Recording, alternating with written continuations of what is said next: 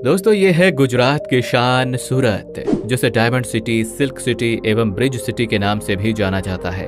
ये भारत के गुजरात राज्य में स्थित एक बड़ा ही प्रमुख नगर है, जो किसी जमाने में सूर्यपुर के नाम से जाना जाता था। वहीं वर्तमान समय में ये गुजरात की आर्थिक राजधानी भी कहलाता है। ये पूरा शहर तकरीबन 461 किलोमीटर के विशाल क्षेत्र पर अपनी बाहें फैलाए हुए है, जो इस क्षेत्रफल के लिहाज से भारत का 8वां और आबादी के लिहाज से भारत का 9वां सबसे बड़ा शहर बनाता है। वहीं यदि हम शहरी विकास मंत्रालय की माने तो सूरत भारत का तीसरा सबसे साफ सुथरा शहर भी है, जो यहाँ बहने वाली ताप्ती नदी के किनारे बसा है। सूरत अपने कपड़े और हीरो के कारोबार के लिए विश्व विख्यात है, इसलिए इस शहर को सिल्क सिटी और डायमंड सिटी कहा जाता है। एक अनुमान के अनुसार दुनिया के लगभग 90% हीरो का कटिंग और पॉलिशिंग यहीं पर होती है। साल 2011 की जनगणना के अनुसार सूरत की आबादी लगभग 40 लाख के करीब है, जो इसे गुजरात राज्य का दूसरा सबसे बड़ा आबादी वाला शहर बनाता है। वहीं सूरत को कम लड़कियों वाला शहर भी कहा जाता है, जिसका मेन कारण है यहाँ की सेक्स रेशियो। सूरत के सेक्स रेशियो में प्रति 1000 पुरुषों पर सिर्फ 765 औरतें पाई जाती हैं, जो कि काफी चिंताजनक है। हालांकि यहाँ की कुल आबादी में से लगभग 89% लोग पढ़े लिखे हैं, जो राष्ट्रीय साक्षरता दर में बहुत ही अच्छा है। वहीं यहाँ के रहन सहन की बात करें तो यहाँ के लोग काफी खुशमिजाजी और मिलनसार होते हैं, जो रहने के लिहाज से इसे देश के कुछ बेहतरीन शहरों में शुमार करता है। और आइए अब जरा यहाँ की इकॉनमी और इंफ्रास्ट्रक्चर पर नजर डालें तो इकोनॉमी टाइम के एक स्टडी के अनुसार सूरत हर साल 11.5% की ग्रोथ रेट से आगे बढ़ रहा है, जो 2035 तक जीडीपी के लिहाज से चाइनीज शहरों को कड़ी टक्कर दे सकता है।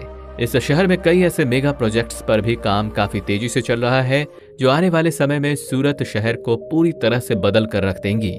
इसके अलावा यहाँ के बढ़ते टूरिज्म सेक्टर पर भी खासा ध्यान दिया जाता है, क्योंकि औद्योगिक शहर होने के चलते सूरत शहर की बड़ी आबादी प्रवासी है, जो देश के अन्य राज्यों से यहाँ रोजगार की तलाश में आते हैं, अथवा यहाँ प्रवासियों की संख्या का असर यहाँ के बोलचाल पर भी दिखता है।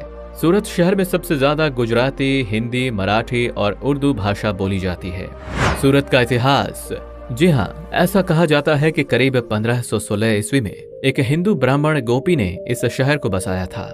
उस वक्त तक इस शहर को सूर्यपुर के नाम से जाना जाता था, जिस पर आगे चलकर प्रतिहार साम्राज्य, मुगल साम्राज्य तथा अंग्रेजों ने राज्य किया।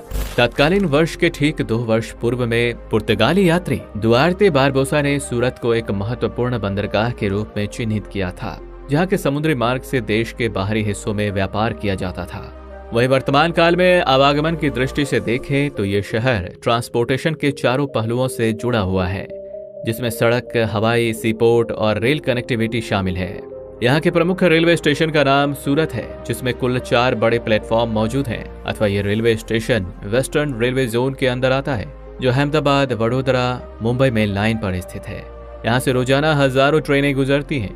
यहाँ का हजीरा पोर्ट सूरत को दुनिया के कई कोनों से जोड़ता है, जो एक मल्टी कार्गो पोर्ट है, अथवा सूरत का अपना एक एयरपोर्ट भी है, जो सूरत इंटरनेशनल एयरपोर्ट के नाम से जाना जाता है। यह हवाई अड्डा यहाँ के सिटी सेंटर से तकरीबन 12 किलोमीटर के शॉर्ट डिस्टेंस पे मौजूद है।